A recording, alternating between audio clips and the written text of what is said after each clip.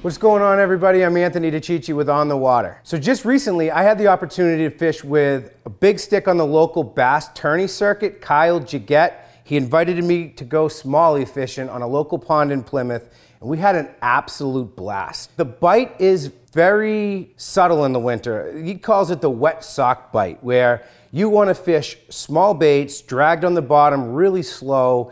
As you're bouncing your bait along the bottom, fishing real slow, any subtle tip that there might be a bite there, hook sets are free.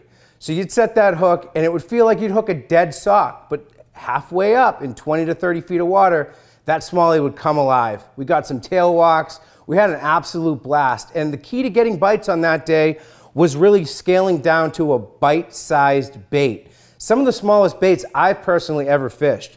Now, my setup for this trip was an ultralight G Loomis trout rod paired with a 1000 sized reel, 10-pound power pearl braid to 6-pound fluorocarbon. And the baits we were fishing were these micro finesse baits from Z-Man.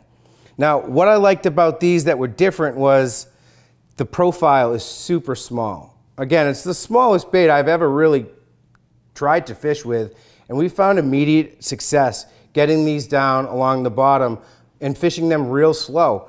And the smallies responded in a great way. We caught fish at 3 different spots and the action was constant. And it's no surprise that when you fish a bait this small, it's kind of a catch-all bait, all right? So it really lends itself to the keys of being successful in the winter, fishing a small profile and fishing it slow. We were going through the planning stages of getting out to fish on this smallmouth bite. I showed Kyle these baits as we were starting to gear up the boat to get after it.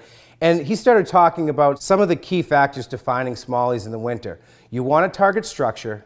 He was keyed in on that 20 to 30 foot depth range, and we ultimately hit 3 different spots. And one thing I learned about smallmouth fishing is the fish really congregate around those types of areas. So what that does is it brings the biomass of smallies in a concentrated area.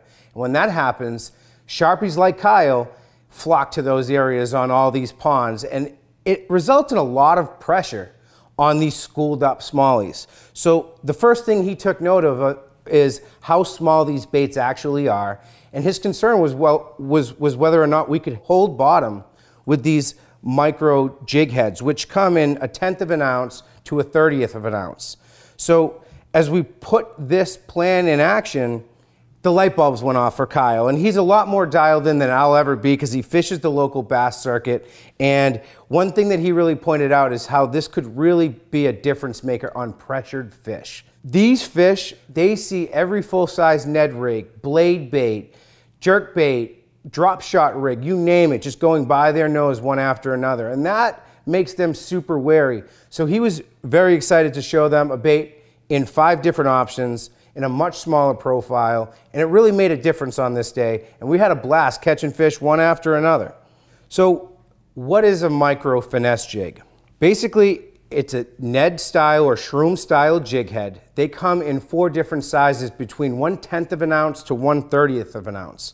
Now these micro finesse baits are made to pair perfectly with these jig heads in each of the sizes. The baits themselves are all 1 3/4 inches long, so it's a very small profile.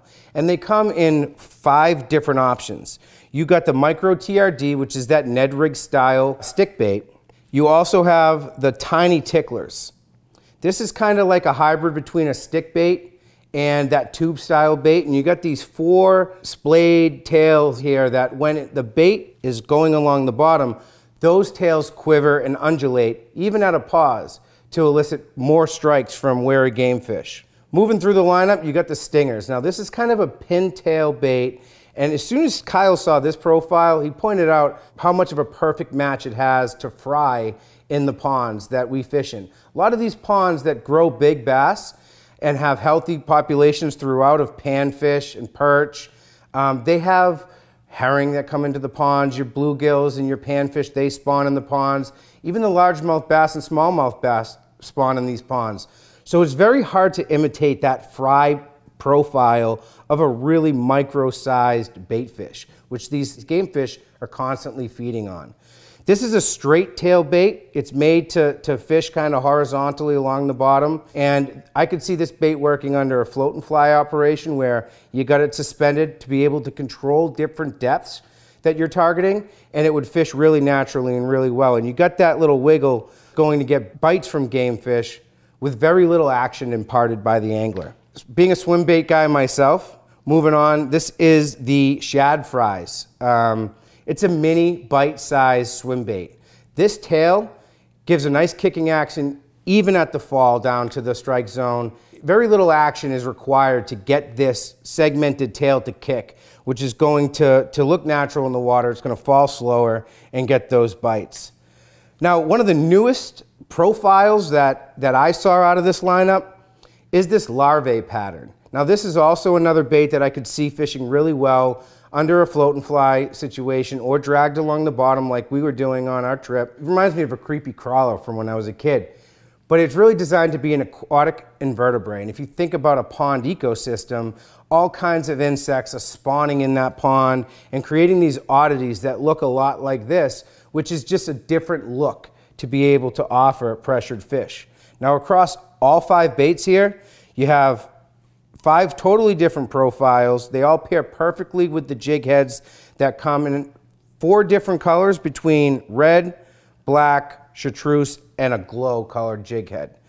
Amongst that, each of these 5 baits here come in 10 different color options.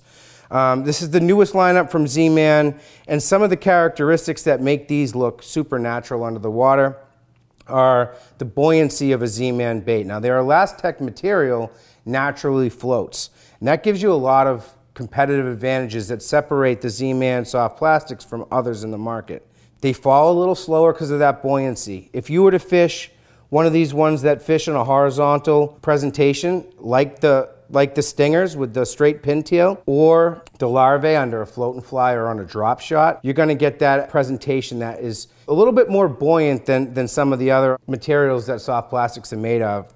It gives it a much more natural look. So the durability factor with the Elastec material is another huge benefit to the angler. It simply means more time fishing. You know, these aren't going to get chewed up, the tails aren't going to get bit off as much, and they're going to be super durable. So with just a drop of super glue right at the base of the soft plastic as you push it up on the jig head, so think about how much more time fishing that offers the angler than messing with readjusting their bait or having to change out the soft plastic on the fly as it gets annihilated by game fish. With a bait this small that you can present in a plethora of different ways, it's really a catch-all bait. It's going to work in your trout ponds, it's going to work for your panfish, your perch, and your bass. And you'll get big bites on these small baits too, because that's what the fish are looking for. Can't wait to experiment with these micro finesse baits from Z-Man further.